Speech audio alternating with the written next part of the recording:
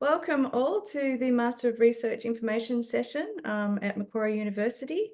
My name's Jen Cornish. I'm the Academic Director for Graduate Research at Macquarie, and I'm also joined today with a few of my colleagues. I have Louise Dwyer, Catherine Murphy, and Laura Aubrey, who will be helping me later on in the session. Just a little bit of housekeeping for you. Obviously, this webinar is being recorded. We will share this with all registrants, and also the slides will be shared with you after the presentation as well. And we do have a question and answer session later on. So if you wanted to put some questions into our Q&A section in the webinar, you're more than welcome to do so. So without any further ado, let's get started.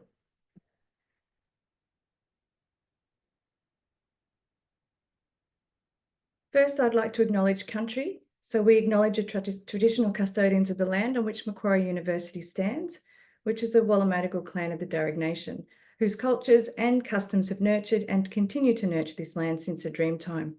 We pay our respects to the elders past, present and future, and we extend that respect to all Aboriginal and Torres Strait Islander people here today. All right, guys, so for our program today, we're going to go through a few things over the next hour. First of all, I'm going to give you a little introduction to Macquarie University, particularly for people who may not be from Macquarie. Hopefully you'll find those statistics interesting. Next, we'll go through an overview of the actual program, so the Master of Research.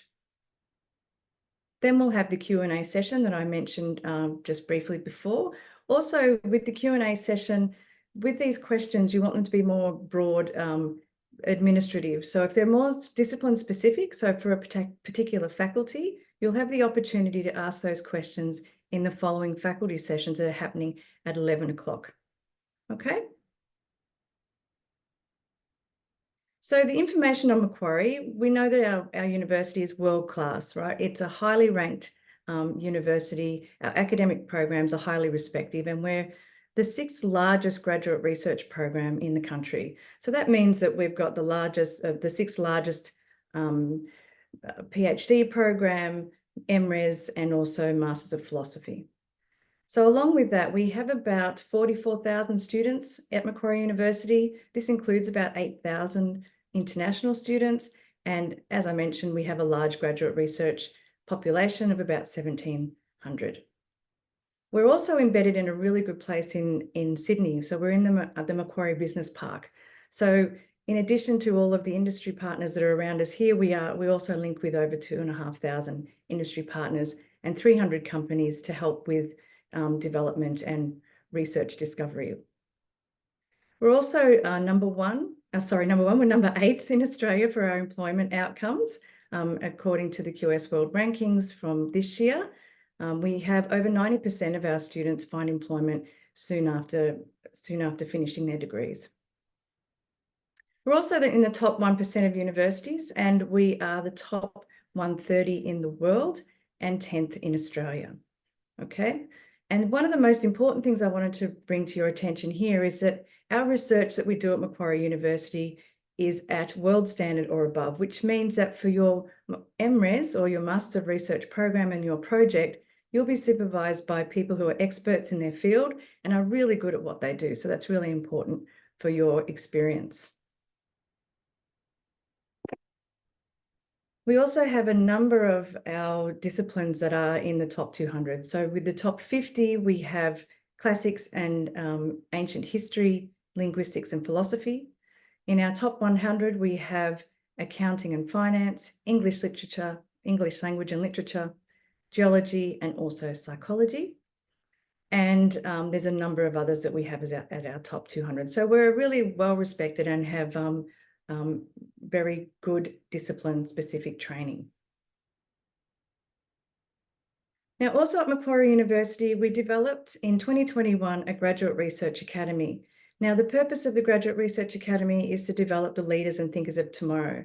And essentially, this academy is a central system where we help to support your candidature. So as an MRes student, we provide you with administrative support, but also support in research training.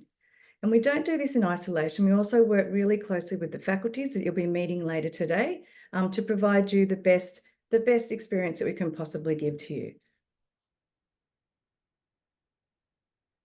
Now, let's get on to the Masters of Research.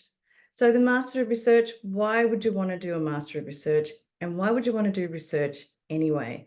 Well, I might be biased, but as a professor in psychology, I've been doing research for 30 years or over 30 years now. So I find it really fascinating. So doing research is a fascinating experience for you. You get to work on something that you're really passionate about. You get to exercise your brain, you get to expand your creativity, and it's really rewarding. So you're working on something that you love and you know that what you're going to do is going to make a difference to your field. And also you're doing something that you love while you're doing this research. So the Master of Research is a really interesting and important degree for you and for your training. So just as an overview, the MRes is a unique combination of advanced coursework and research training. It's a 2-year degree, full-time, so it's a 2-year research training program. It's offered in 2 identical forms. We have the domestic students is a Bachelor of Philosophy in the first year and a Master of Research in the second year. For international students, it's a Master of Research across years 1 and 2, but they're exactly the same degree, just they have different namings for domestic or international. Now, upon completion of the year 1 of the coursework, you'll progress to your second year, which is where you complete your main research project. Now, there may be some of you that decide that you want to exit after that first year, which you can do with a Bachelor of Philosophy. We have very few people doing that. And also you can enter into the program in the second year, and I'll get to that a little bit later on. So here's some more examples of why you should do the Master of Research. So as it says there, the Master of Research is a great degree to get a head start for a research-related industry career, to formalise your research skills, or to investigate an important research question. So there's 6 reasons here. Some of them I've already touched on. So one of the ones is that you can enhance your employability skills. So by doing the Master of Research, sometimes you might be coming in from you're already in an industry related job and you want to come in and get some research training to bring back to your employment. So by doing the Masters of Research, you really enhance your employability skills. There's a lot of industry or government employees out there that really want to see people who have really good critical thinking skills and analytical skills, and you'll definitely get that with your Masters of Research program. Also, you'll unlock your exceptional talent. So people who come into the Masters of Research realise that this is something that I really want to do and I want to go into a PhD, and you'll learn lots more about how you can be a great researcher, and it really gives you a head start and a really good head start for doing your PhD. So it really helps to progress your research career, but it also, as I said before, it will also enhance your transferable skills for any other job that you choose to go on to after your degree. Doing the MRes will ignite your passion. So as I said, you get to work on something that you're really passionate about. It's something that you're going to make a difference with for the world, but also for yourself. It's something that you're doing for yourself. You can also tailor your interests. So in the first year, along with doing some research methods training, you'll also be looking at discipline-specific units that can help to advance your core understanding of those disciplines. The MRes is also it's recognised worldwide. So at Macquarie, we have a degree that is easily transferable for you to go and do a PhD in other parts of the world, because most others have a master's before they do their PhD. So here we are providing you with that avenue to actually do PhDs overseas, or you can stay with us. And we have some really good programs where we partner with international universities to do the PhD as well. So you can do co-tutels, for example, or joint degrees. And finally, and probably most importantly for a lot of you, is that you can be supported financially. So Macquarie University has a very strong and generous scholarship to provide to you to help support your journey.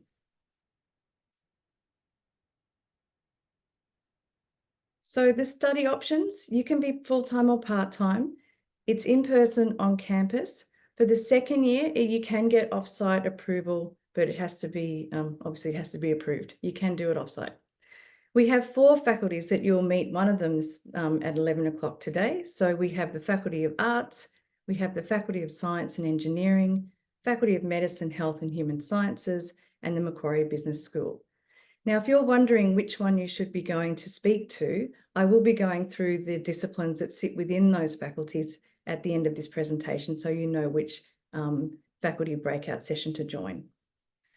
So the take-home messages here, the benefits of doing a Masters of Research is to provide a strong background for endless employment opportunities, whether it be research or not. A research training program that's consistent with international pathways. And doing this degree, you are really well equipped to complete your PhD faster than anywhere else. So at Macquarie University, the average completion time is around 3 years, whereas elsewhere it's over 4 years. So you really do finish your PhD at Macquarie faster by doing the Masters of Research. Now, don't let me talk to you all about it. I've got a couple of examples here to show you why it's important or how other people have found the MRes rewarding. So here we have Sally, and she's talking about her Found a Fossil project. When I was really little, like every other 4-year-old on the planet, I really wanted to be someone who studies dinosaurs. So I think I definitely have the dream job now of digging up dinosaurs. These guys have taken away so much of the hoodoo, and then the dinosaur is under this white thing over here. For me, doing an arts degree where I got to study ancient history and a science degree where I got to study dinosaurs and biology weirdly complemented each other. For my Masters of Research, I created something called the Found a Fossil project. You were a farmer and you were on your land and you came across something. You may not necessarily know if it's a fossil versus an Indigenous artifact. So there was this gaping hole of who are you meant to contact? What are you meant to do? I certainly had no idea, and I had a degree in both of those things. A lot of people who I talk to in my research are like, oh, that would never happen to me. But a lot of the finds are by farmers or miners, people at the beach or on bushwalks. This massive dinosaur behind me is a Muttaburrasaurus, and its species name is Langdoni. The person who found it was a farmer, and he actually tripped over the bone when he was discovering this dinosaur. Thought, wow, that is a really big cow. Took it to a museum, and it turned out it was a brand new dinosaur species, so they got to name it after him. People want to see you succeed. They really want interesting projects. So if you can get people on side to make it happen, I think Macquarie is probably one of the best places for that. Excellent. Thank you, Sally. So she gives you an idea of the breadth of experience that you can have here. So we do have a lot of really good infrastructure and opportunities for you. So a little bit more information about the first year. So year 1 is basically an advanced coursework study year. So you'll explore cutting edge research in your discipline in doing this. You'll cover 8 units. They'll include Research Frontiers unit, which is essentially looking at the most cutting edge methodology and information in your area. There's also research communication, so learning how to disseminate your information and your great discoveries that you find to the community or to peers. There's also 6 advanced faculty and or discipline-based units, which will depend on what your interests are. And these enrolment patterns will vary according to your faculty, and the standard full-time study load is 4 units per semester. For year 2, this is where you really get to cut your teeth doing the research, if you like. So it's a master's level program, a research training program where you specialize in a particular topic and you write a research thesis. So this is it's 9 months of doing a really intense but interesting research project. So you'll do other things along when you're doing this thesis. You'll also have the Research Frontiers unit that you need to do. You'll also be doing literature review, research methods, research planning, and that essential thesis, which is 20,000 words. Okay, so this is fairly standard across the faculties. Now I have another student here to talk to you who's Amanda, and she's going to tell you about her MRes experience, where she's looking at people who take selfies at memorials. So why would people be doing that? It's interesting. Have a look. If you are in that position where you're not too sure what you want to do next, you're thinking about it, you might be stuck in a job that you don't really like me, the perfect thing to consider. So I would just go for it. In the media, we often see a lot of criticism around those people who go to memorials and take selfies. This really fascinated me after a trip to the New York City 9/11 memorial last year, where I saw so many people with selfie sticks in their hand, and I was wondering, why do people do this? What's this all about? So I decided to do some research of my own throughout the MRes program, and I figured out that it's actually a really nuanced cultural practice that goes beyond what we consider to be a traditional selfie, and that really interested me. I look at how do people actually self-represent on Instagram and other social media platforms when they're at memorial sites? What are the kinds of things that they say in captions, and how do they show their experience in that place? And let me tell you, it's not what we think it is. I have definitely faced more than a few challenges during this time, and I think a lot of that comes down to imposter syndrome. You know, where I grew up in part of regional Australia, we didn't really have uni as something that people did. There were a few of us that went to university out of my high school, but doing a PhD, doing a research degree definitely wasn't something on my radar, or something that I even thought would be possible for someone like me growing up back all those years ago. So I think being able to kind of lean into when I'm feeling insecure about my research and just remembering that I'm on this path for a reason and everything's going to work out is, I think, the best way that I've been managing that. And also just having such a great community of people around me to fall back on. I have an amazing supervisor, Dr. Jane Simon, and her support has been so wonderful throughout this entire process, as well as the rest of the Graduate Research Academy that we have here at Macquarie. I definitely have advice for anybody that's thinking about doing a Master of Research, and I think it's just go for it. I agree, just go for it. So we do have a lot of fantastic supervisors here and a lot of support structures for you. So hopefully you have an enjoyable experience. But I wanted you to think about, if you have an idea of what your research project is going to be, you can go onto our Find My Supervisor website to see who we have at Macquarie that may be able to supervise your particular interests. Or if there's anyone that you just want to reach out to see what kind of topics they're interested in working on as well, that you might work on together. Now let's get into the nuts and bolts of getting into the Master of Research.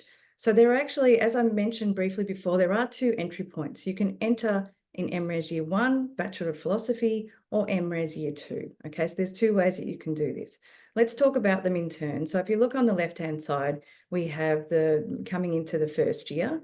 So what you would need to go into the first year of the Master of Research or Bachelor of Philosophy is a Bachelor or higher award from a recognised institution. Macquarie graduates from 2020 onwards need an overall WAM of 65 plus and a WAM of 70 plus at or above 3,000 levels. So third year, you expect to be a little bit higher. All of the other applicants, so coming from different universities, we have a minimal overall GPA of 4.38 on a 7-point scale and a GPA of 5.25 at the final year level. Now, some of these disciplines may have additional or higher entry requirements, and you can check that out in our schedule too.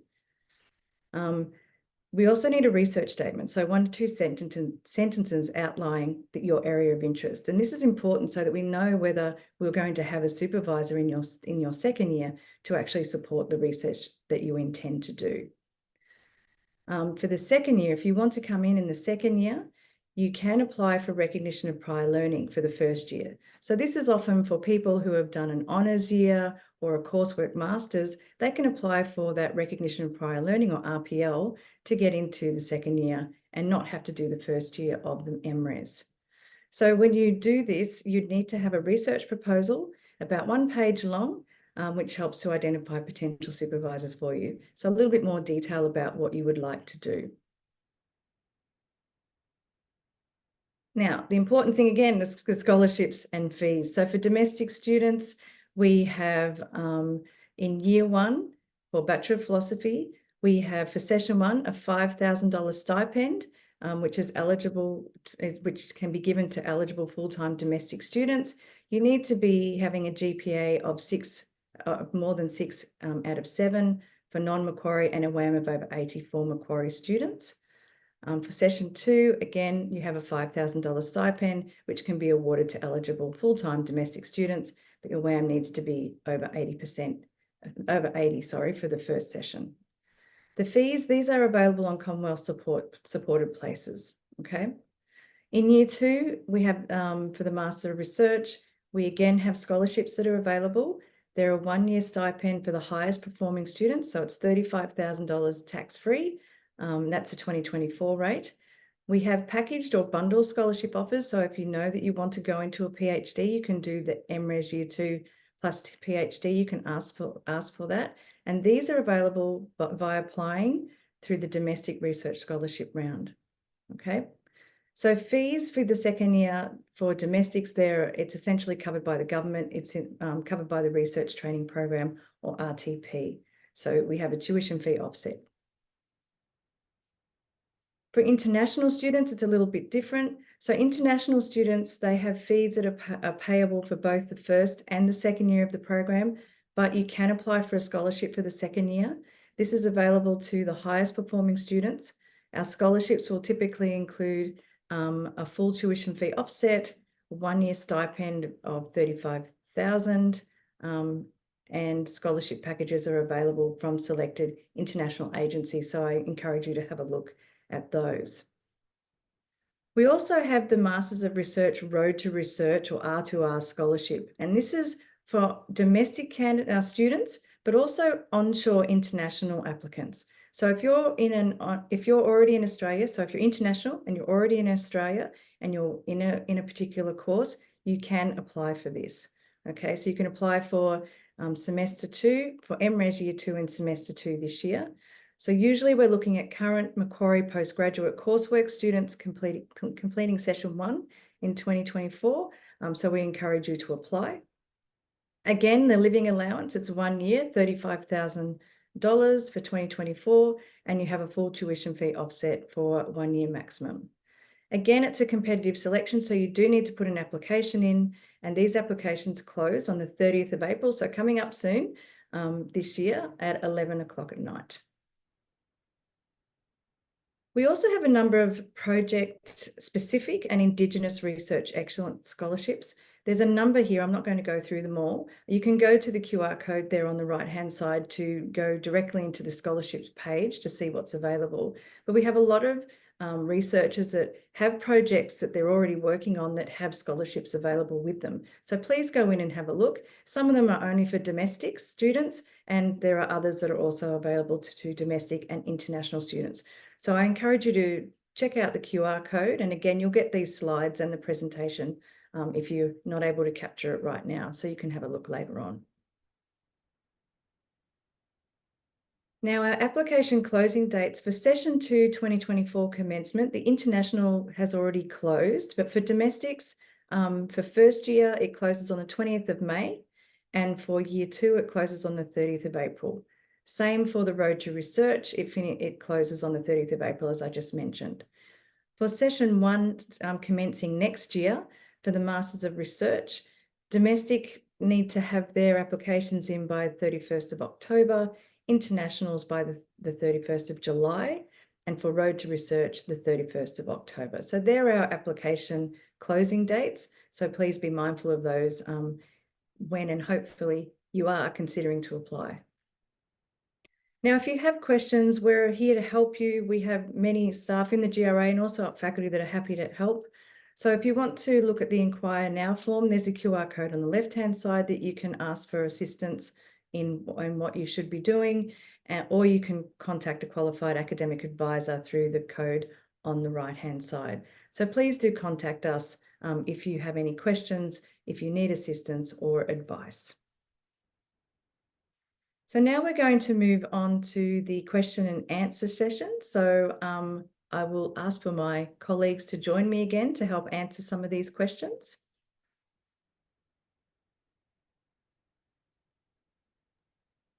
Hi, Laura. Hi, Catherine. Hello. And Louise, there she is. So we've got Catherine, Louise and Laura here to help answer your questions, and I'll try as well if I can. But the brains are there as well.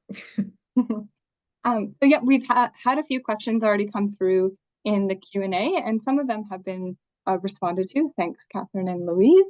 But we have a few more here. So there's one question. They want to know, how does the CSP places work? So for domestic students for the first year of the program for Bachelor of Philosophy, how does CSP work? Catherine or Louise? I'm happy to take that one if you like. So the CSP means Commonwealth Supported Place, and this is essentially a subsidised position in the course, which is partially funded by the government. And how it works is that you apply for your place at the university and we award you a Commonwealth Supported Place. And then we tell the government that you have that Commonwealth Supported Place, and they provide the university directly a grant to subsidise the cost of your course.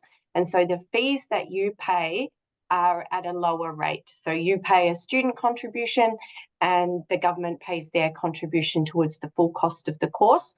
The way that the fees are charged are in bands, or I can't remember the word for it, but essentially some courses cost more, some units cost more than others.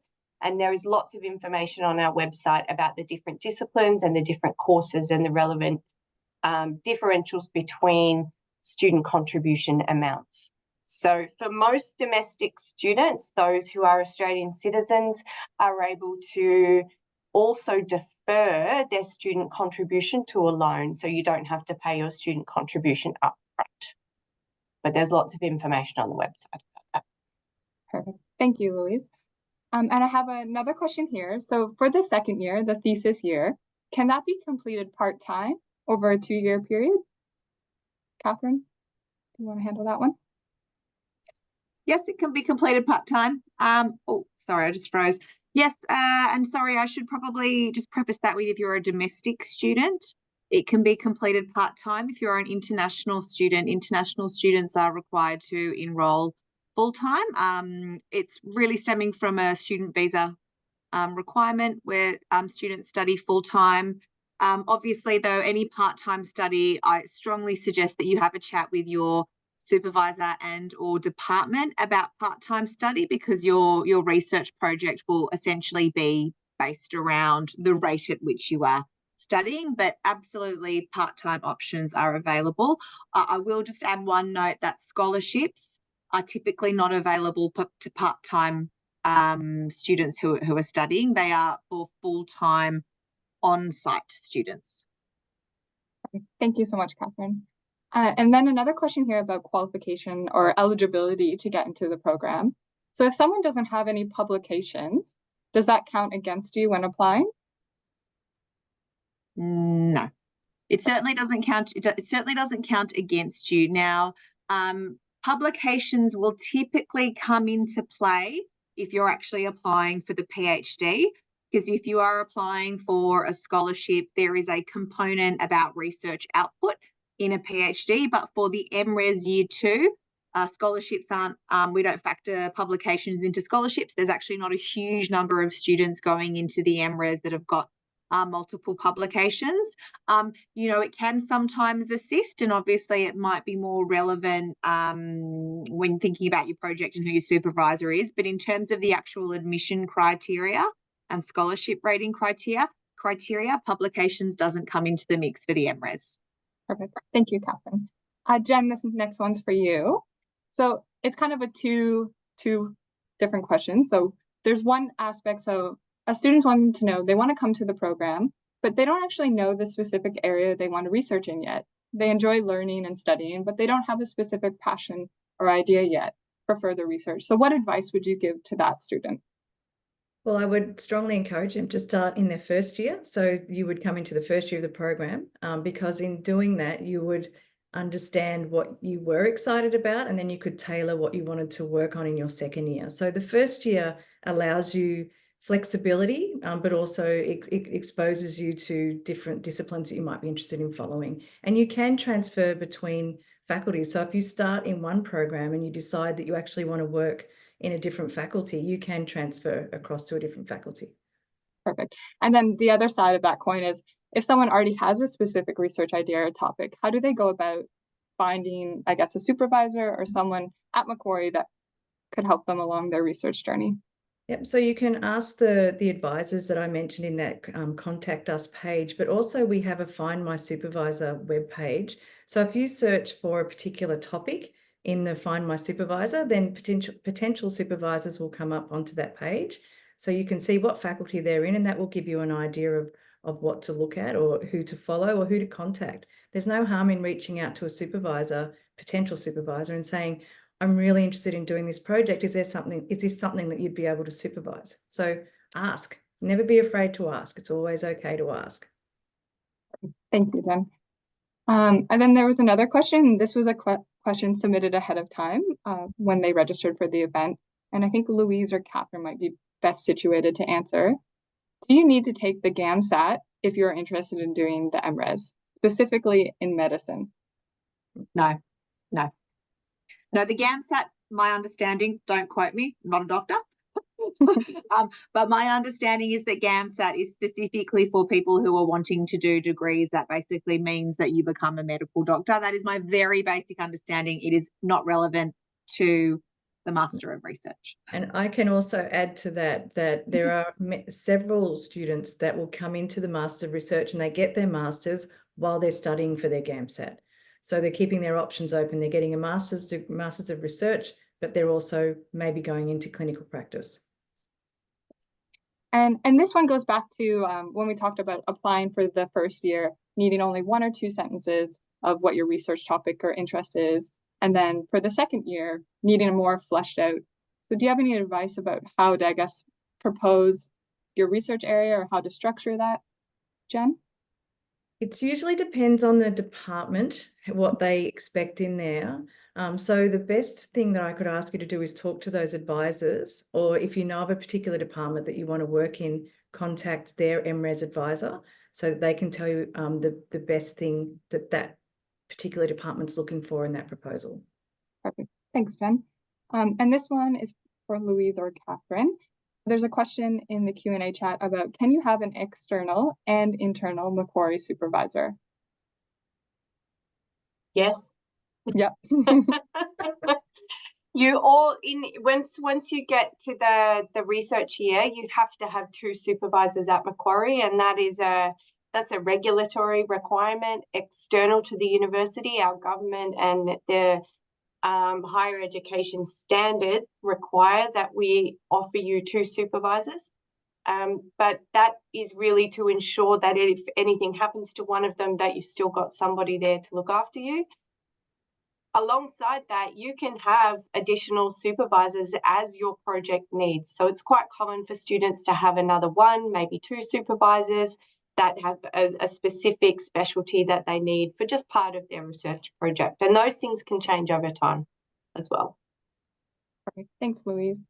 And then there's a question here, and it was mentioned on one of the earlier slides about entry requirements with respect to English language. So it was a question submitted ahead of time. So if you're an Australian citizen or permanent resident and have studied in Australia for 3 years, like, are you required to do one of the English language tests and submit that with your application? That is a very good question, and it starts to get a little bit nuanced around here. Certainly for permanent resident, the English language requirements apply to everyone. Doesn't matter if you're domestic, doesn't matter if you're international. If you are an Australian citizen, we do factor in things like, you did your high school here, and that counts towards your 5-year total. If you are a permanent resident, then typically speaking, we would expect to see the 5 years of study as well, and or completion of an AQF 7 or higher within 2 years. And or completion of a degree AQF 7 or higher in Australia within the last 2 years. It is all listed in our schedule. I will say that it can get a little bit nuanced, but for very few students will it get very nuanced. 9.9 times out of 10, you got to meet the published requirements. We are very, very, very strict on that.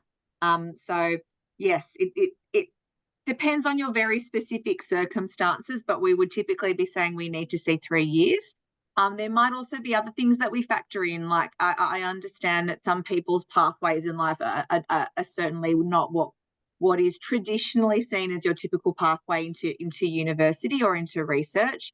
So, if you're an Australian citizen and technically you don't meet that 5-year requirement for whatever reason, but actually you've been working in Australia for the last 20 years of your life, then you can obviously, you know, put it like you can get your employer to sort of include a letter that says that you've been working there for however long. And we would be looking at your CV in that respect as well. I mean, we're not trying to make it difficult for people in any way, shape or form, so it will get a little bit nuanced.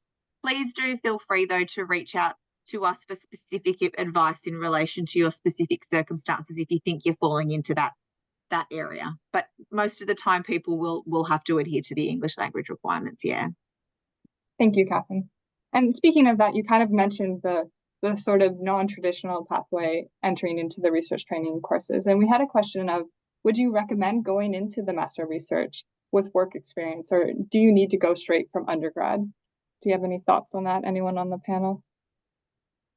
I think either way you'll be fine. It depends on what you're doing the Master of Research for. If you know that you definitely want to do your PhD, for example, or research is a passion, you'd probably go straight from undergraduate. But there are some people that are not sure about what they want to do, and they do go out and get into the workforce, and then they realize that maybe they want to upskill, or they actually find that they want to do research and they pop back into the MRes, but then you can pop back out again and go back to employment, and then later on come to your PhD. I think it's really up to you. Definitely. And I would add to that as well, if you don't have a degree, now we don't see it very often, but it does sometimes happen, or it could be that your degree is like 15 years old because you've been working since then.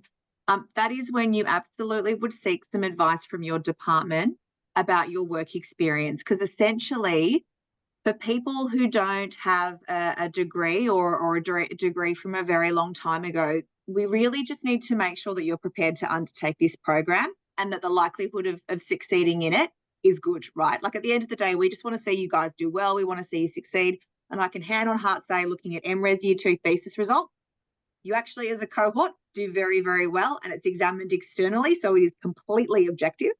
And it really is just making sure that you're prepared for it. Talk to your department or the department whose area you're interested in studying with, and talk to them about your work experience, because what will need to happen is they'll need to demonstrate that the work experience that you've done is essentially equivalent to what you would have achieved had you done an undergraduate or a master's degree in that area. And there will be ways of demonstrating that, which they can kind of articulate when your application is getting assessed. Great. Thank you, Catherine. And building on that, there's a question in the chat from a domestic Macquarie student who's graduated from a bachelor's, but they don't quite meet the WAM requirements. Are there any other options to try and qualify for the course? I would again say that you need to talk to your department for some advice. We are quite strict around admission requirements, but we also understand that, you know, again, people don't always fit into a little cookie cutter way of entering a program.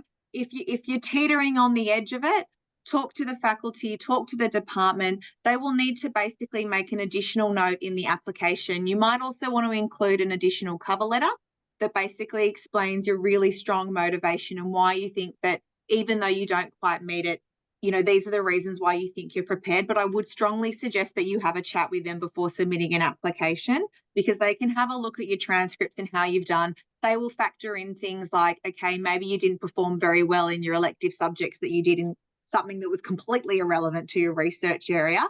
And then again, they can articulate that when they recommend you for the program when it comes back to us. Yeah. Perfect. And then there's a few questions regarding deferrals. So if they apply and get an offer, can they defer that? Or if they apply and get a scholarship, is that also deferred? So I know there's a few different ones floating through the Q&A. Catherine, you want to address that? Yep. So we do have a deferral procedure. You can request a deferral.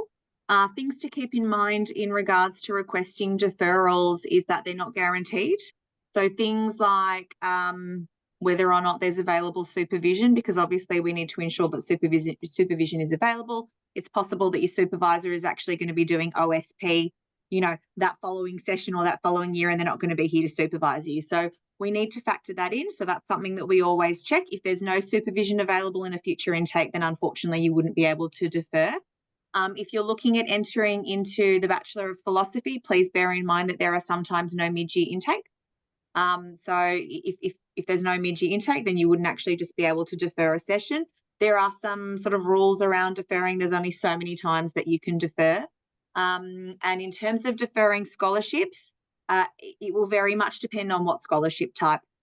Generally speaking, scholarships that are administered by our office specifically, so what we call our major round scholarships, which would be the International Scholarship Round, Domestic Scholarship Round, International R2R, Domestic R2R, those are typically non-deferrable.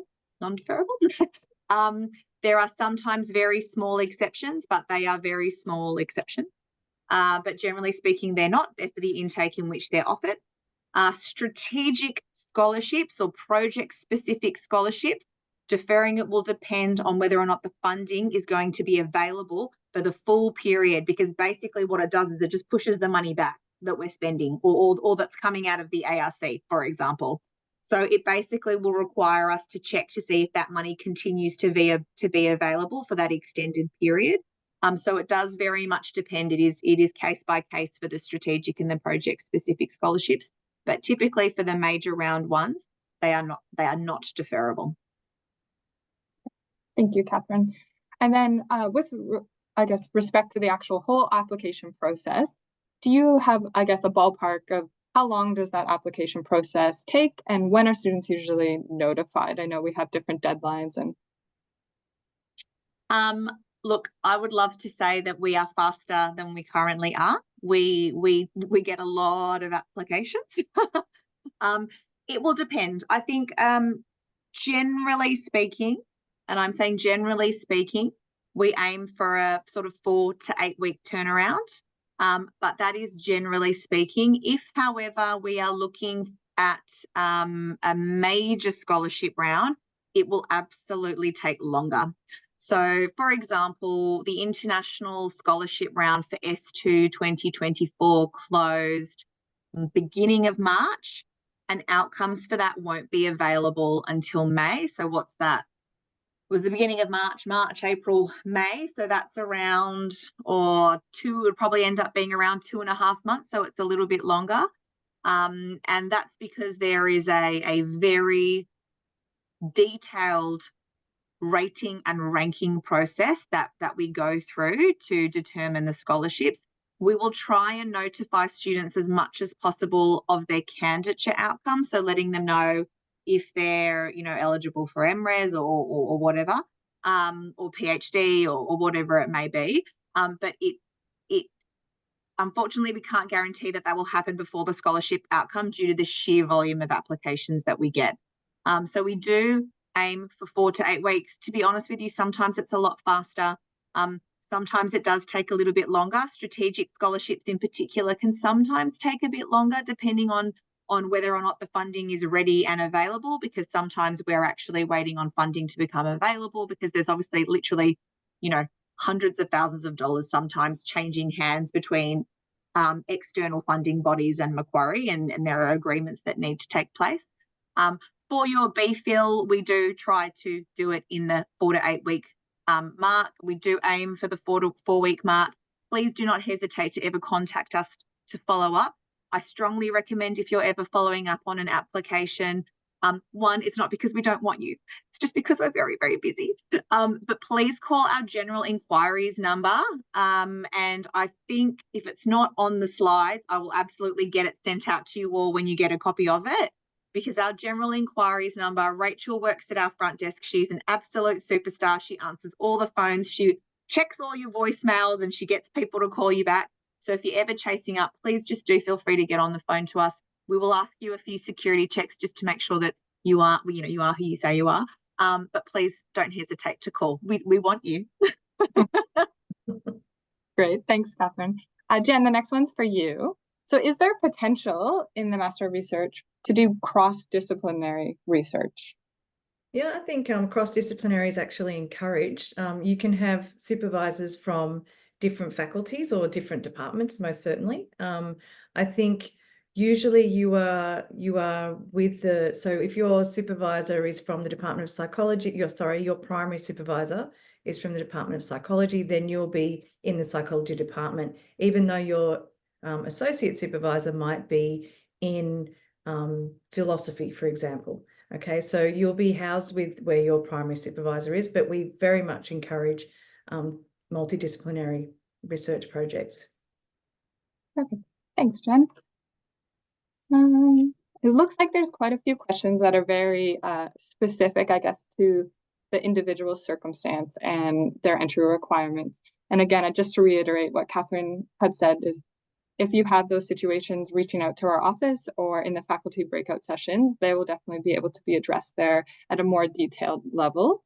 And then so that, I guess, addresses most of the questions that are in the chat. I'll just give a few more moments if anyone wants to drop in any other last minute questions.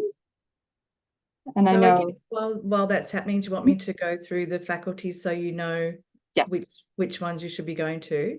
That'd be great. Thank you. Okay, I shall do that. Right. So obviously at 11 o'clock, when we're going to start with our faculty breakout rooms.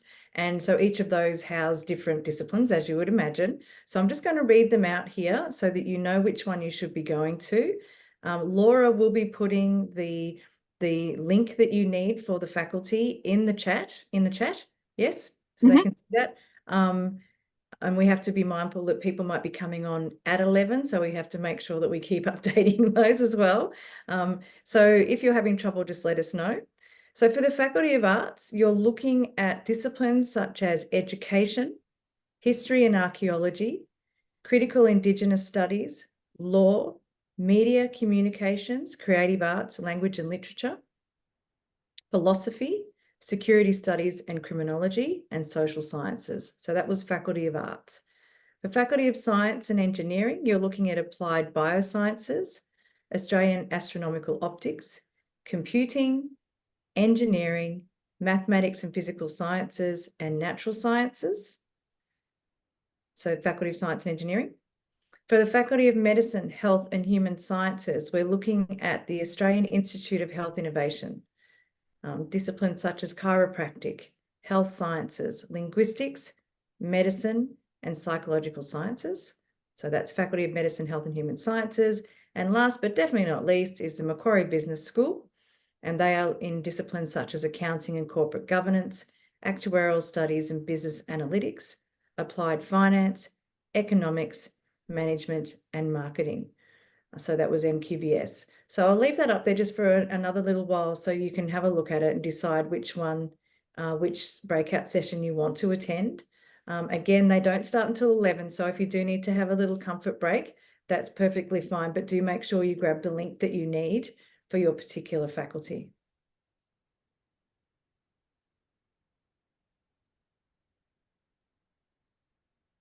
Did we get any more questions there, Laura?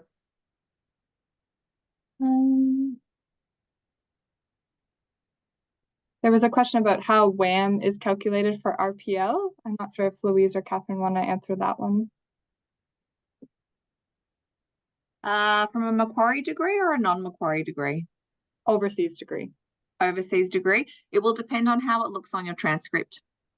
So if it shows up on your, basically what we do for GPA calculations with international transcripts, we have a monstrous matrix of universities, and we basically look at your transcript line by line and say, you know, a distinction at this university is equivalent to a distinction at this university.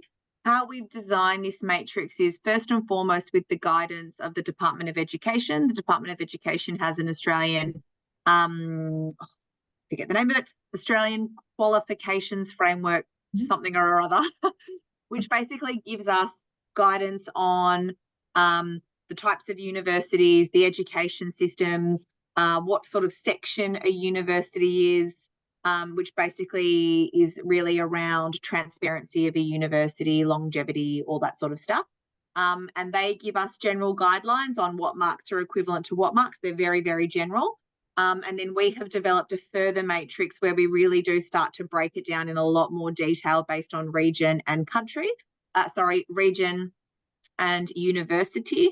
And that has basically been built on the decades of experience within the team on assessing thousands upon thousands of international transcripts. And so what we basically do, we do a line by line comparison, then we actually put it into Macquarie's GPA calculator and it gives us an equivalent GPA. And that's how we do it. Yeah. We don't convert, we never try and convert international transcripts to WAM. It is almost impossible because lots of international transcripts don't actually give you numerical grades, they just give letter grades. So we have, that's why we've got two differing thresholds. We've got WAM for Macquarie students and we've got GPA for non-Macquarie students. Perfect. Thank you, Catherine. Jen, if you want to go to the last no other slide. questions, yeah. So just have another look here for which faculty you want and make sure you take that link if you want to go to the next session. But if you already know that you want to join us, which we'd love to have you, please scan this code and this will have the information for how to apply. So we would love to see you. Thank you very much for listening to me and our team today. We wish you all the best and we hope to see you in next semester, or if not, in 2025. So thank you very much for coming.